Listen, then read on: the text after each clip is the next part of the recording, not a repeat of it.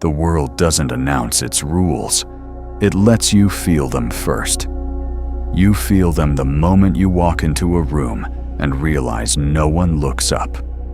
You feel them when someone else speaks fewer words and somehow owns the space. You feel them when effort doesn't translate into elevation. And slowly, without anyone explaining it to you, you understand something terrifying. This world is not divided by good and bad. It is divided by players and pieces. You have lived most of your life as a piece. You followed instructions. You believed hard work would speak for itself. You thought competence would be recognized. You thought kindness would be remembered. Instead, you were overlooked. Not because you lacked talent, not because you lacked intelligence, but because you misunderstood how power actually works. Here is the truth society hides behind politeness. Power does not respond to intention. Power responds to leverage. That single misunderstanding is why you feel invisible. You've been trying to connect upward by being agreeable, by being helpful, by being yourself. But powerful people do not need more friends. They do not need more nice people. They do not need more honesty. They need utility. They need alignment. They need advantage. And the moment you understand that, the emotional fog lifts. Niccolo Machiavelli didn't write The Prince to corrupt the innocent. He wrote it to describe reality without comforting lies. He understood something most people never accept. Human beings are not guided by morality first. They are guided by self-interest, fear, and vanity. Ignore this, and you will remain moral but powerless. Understand it, and you stop being naive. And here is where the first fatal mistake appears. You think the way into power is to impress it. You finally meet someone influential. Your pulse rises. Your ego wakes up. You start talking faster. You explain more. You show your intelligence. You demonstrate your value. You believe brilliance earns respect. It doesn't. It triggers threat detection. Powerful people are not relaxed. They are defended. Their status depends on being perceived as superior, not just in authority, but in identity. When you appear too capable, too insightful, too sharp, something dark flickers behind their eyes. Insecurity. The human ego does not like mirrors that reflect weakness. Machiavelli warned about this centuries ago, not as philosophy, but as survival advice. When you make your superior feel diminished, even unintentionally, you activate their instinct to eliminate risk. They will not attack you openly. They will quietly exclude you. You won't understand why opportunities dry up. You'll just feel the door close. So the strategy is not to shine. The strategy is to redirect light. Let them feel intelligent. Let your ideas arrive through their voice. Ask questions that guide them toward conclusions you already reached. You are not lying. You are reframing. This is camouflage. When they feel superior, they feel safe. When they feel safe, they let you closer. And proximity is more valuable than applause. While they enjoy validation, you study structure. While they speak, you map patterns. While they posture, you learn leverage. You give them credit. You quietly take position. Then comes the second mistake, and it's even more deadly. You reveal what you want. Most people walk into power leaking ambition. Their tone asks. Their body waits. Their eyes plead. I need something from you. Power smells desperation instantly. The moment someone knows what you want, they know how to control you. If you want money, they delay it. If you want validation, they ration it. If you want access, they make you earn it endlessly. A predictable man is a usable man.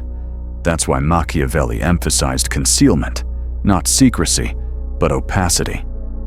When you enter a room of power, your desire must be unreadable. Talk about ideas. Talk about culture. Talk about philosophy. Talk about them. But never reveal your destination. Mystery creates tension. Tension creates interest. When they can't place you, they start thinking about you. When they start thinking about you, you already have influence. Do not rush. Do not pitch. Do not ask. Let curiosity pull them toward you.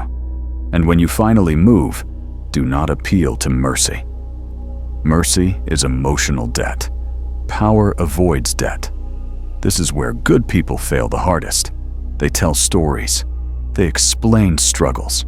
They talk about fairness and opportunity. Power listens politely and does nothing. Not because it's cruel, but because mercy is inefficient. Machiavelli understood this clearly. People act when their interest is involved. If you need something, never frame it as help. Frame it as alignment. Do not say, "I need a chance." Say, "Here's a problem you already have, and here's how I solve it." When you speak to power, remove yourself from the equation. Talk about their risk, their enemy, their pressure, their blind spot. Position yourself as relief. The moment they need you more than you need them, the dynamic flips. You are no longer asking for a favor. You are offering an advantage, and advantage is irresistible. This is where most people stop and fail. Because even if you understand this intellectually, your behavior still betrays you. You become too available, too eager, too present, and without realizing it, you signal low value. That's where the next shift begins. The mistake continues because availability feels like effort, and effort feels virtuous, but power reads it differently. When you are always reachable, always responsive, always ready, you signal that your time has no cost. Scarcity is not arrogance, it is structure. Value forms where access is limited. When you show up with full presence and then withdraw without explanation, you create contrast, and contrast creates memory. Silence becomes a message. Absence becomes weight. They begin to wonder where you went, what occupies you, who else has you. Your name echoes when you are not there, and when you return, your presence feels intentional, not needy. This shift alone separates those who orbit power from those who enter it. But scarcity without resonance collapses quickly, because no one connects to emptiness. People connect to familiarity. Everyone, especially those at the top, is listening for themselves. Their beliefs, their logic, their metaphors, their pace. If you speak past that, you remain noise. If you align with it, you become signal. Match their tempo, mirror their language, adopt their frame without copying it. This is not imitation, it is synchronization. The nervous system recognizes similarity as safety. Trust forms without negotiation.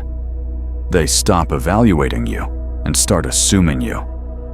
You feel less like a guest and more like a continuation of their own thinking. Comfort follows, and comfort opens doors.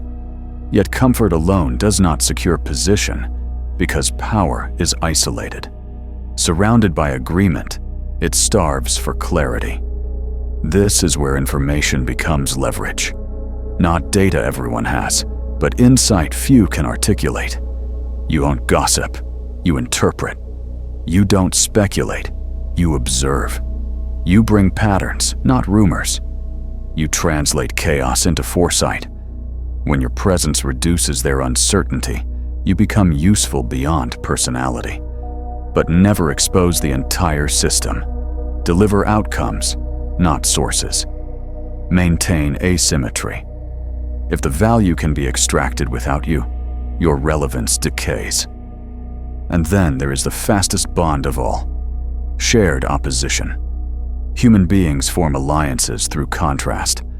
Find what frustrates them, what they believe is broken, inefficient, corrupt, or misunderstood. Validate it with precision, not emotion. You're not imagining this as a powerful sentence. It creates alignment. Now it's not you and them, it's us against something else. That sense of shared struggle forges loyalty quickly.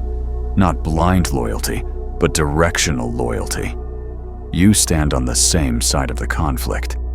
At this stage, attention shifts toward you, but attention is fragile. To hold it, you must understand identity.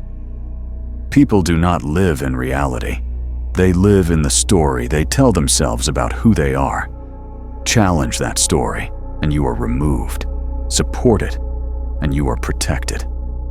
Identify the role they want to believe they play, and reinforce it subtly. Let the leader feel decisive, the visionary feel misunderstood, the strategist feel ahead of the curve. You do not correct the fantasy, you stabilize it. Then, when pressure spikes, become rare. Become calm. Do not add urgency, emotion, or noise. Absorb stress and return clarity. Translate problems into decisions. When chaos arrives, your steadiness becomes a refuge.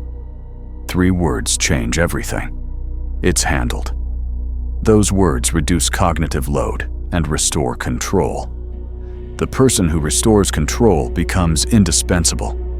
But indispensability demands flexibility. Rigid identities shatter under pressure. Fluid ones adapt. Some moments require dominance, others restraint. Power is not who you are. It is what you can become on demand. Blend into their culture, match their standards, remove friction. Fit seamlessly, and removal becomes costly. Once inside, stop aiming to be liked. Aim to be needed. Find what they avoid, what they cannot replace, what they depend on but don't want to manage. Master it quietly. Do not broadcast. Do not train replacements. Become the bridge between them and something they cannot lose. At that point, your position is structural, not personal. Control then shifts from orders to options.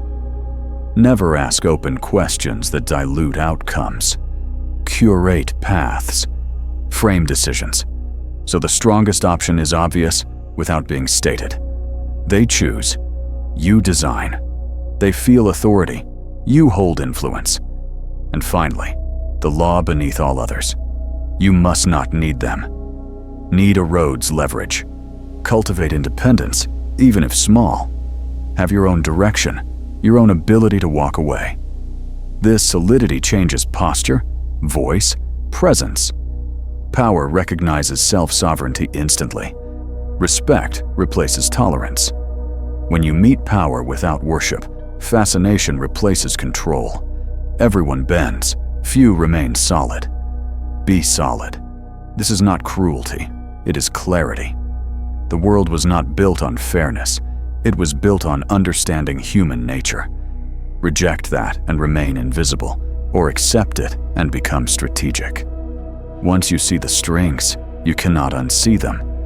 So choose, remain a spectator, or learn the game. If you are ready to sharpen perception, discipline your mind, and step out of the herd, don't just watch. Subscribe, not for the channel, but for the contract you make with yourself. Welcome to the inner circle. Power does not collapse people with force. It absorbs them through identity. The moment you enter a powerful person's orbit, the real test begins. Not skill, not loyalty, identity. Every powerful individual is protecting a private myth about who they are. That myth is more important to them than facts, more important than truth, more important than you. One sees himself as the misunderstood visionary, another as the ruthless realist, another as the benevolent protector. These identities are fragile. Threaten them, and you are erased. Support them, and you are shielded. This is why blunt honesty destroys access. Reality feels like an attack. Your role is not to wake them up. Your role is to keep the dream stable. If they want to feel wise, you become curious. If they want to feel dominant, you become efficient. If they want to feel like the hero fighting decay, you stand beside them against the rot. You do not expose the illusion, you become part of it. Because the person who stabilizes identity becomes psychologically protected. Losing you would mean confronting reality, and power avoids pain more than failure. This is where manipulation stops being about words and starts becoming about emotional regulation. Powerful people live under constant pressure. Decisions, risk, exposure. Everyone around them adds friction, problems, urgency, noise. If you bring more chaos, you become disposable. If you absorb chaos, you become rare. Learn emotional alchemy. When they accelerate, you slow down. When they panic, you ground. When they rage, you remain still. Calm is dominance without aggression. When you consistently convert stress into clarity, your presence becomes addictive. Meetings with you feel lighter. Decisions feel easier. Control feels restored. This is why the sentence, "it's handled," is so dangerous. It removes weight. It restores authority. The mind associates you with relief, and relief is more valuable than brilliance. But relief without adaptability fails over time. Power environments change shape constantly. One day, aggression wins. The next day, restraint survives. Fixed egos shatter. Flexible ones flow. You must become formless. No rigid self-image. No attachment to being seen a certain way. Some days you lead. Some days you disappear. Some days you challenge. Some days you comply. This is not weakness, it is survivability. Water doesn't argue with the shape of the container, it fills it. When you adapt without resistance, you bypass conflict. When you bypass conflict, you last. And longevity creates leverage. Over time, something subtle must happen. You stop being an accessory and start becoming a system. Find what they rely on, but do not want to manage. Something essential, but draining. Something critical, but invisible. Own it completely. Learn every detail. Protect it. Simplify it. And never fully transfer the knowledge. Do not brag. Do not announce importance. Let dependence form quietly. The moment they realize their peace of mind runs through you, your position hardens. You are no longer a person. You are infrastructure. Replacing you would create instability, and power avoids instability at all costs. At this stage, conversations shift. You no longer react, you frame. You don't ask what they want to do. You present structured options. 2 paths, clear risks, clear outcomes. One path is always stronger, but you let them choose. They feel in control. You remain in command of direction. This is the illusion of authority. The loudest voice is rarely the most powerful. The architect speaks softly. And now comes the internal test. The final internal shift before true leverage locks in. You must be willing to walk away. Not dramatically, not emotionally, calmly. Power senses hunger instantly. If your identity depends on approval, it will treat you like a fan. If your stability exists without them, it recognizes you as a peer in mindset. You must have your own access, your own direction. Even if small, it must be real. This inner autonomy changes everything. Your posture settles, your voice slows, your eyes stop searching. You stop trying to win. And that is when power starts leaning toward you. Because everyone else bends. Few remain solid. Solid people are rare. Rare things are respected. At this point, you are no longer chasing power. You are negotiating gravity. And gravity always pulls toward mass. The final shift is quiet. No drama. No declaration. No moment where the room applauds. Power doesn't announce acceptance. It simply stops resisting you. Conversations change tone. Decisions include you without invitation. Your absence is noticed. Your presence is assumed. This is how you know you've crossed the threshold. Not because you gained status, but because you stopped needing it. At this level, power is no longer something you chase. It is something you navigate. You understand when to advance and when to pause, when to speak, and when silence carries more force. You stop mistaking motion for progress. You let others exhaust themselves proven value while you conserve energy and choose moments. The hunger that once made you visible is gone, replaced by restraint. And restraint reads as strength. You no longer try to be impressive. You aim to be inevitable. This is where most people feel uncomfortable, because the old rules no longer apply. Validation fades. Certainty dissolves. You stand without guarantees. But this is where leverage lives. When you can walk away without resentment, when you can stay without attachment, when you can engage without needing outcome, you become difficult to manipulate. Power respects that instinctively, not because it's noble, but because it's dangerous. You are no longer predictable, and unpredictability is the edge. From here on, the game doesn't end. It deepens. You will see patterns others miss. You will hear what is not being said. You will feel shifts before they become visible. Not because you are special, but because you finally stopped lying to yourself about how the world works. You are no longer asleep inside politeness. You are awake inside reality.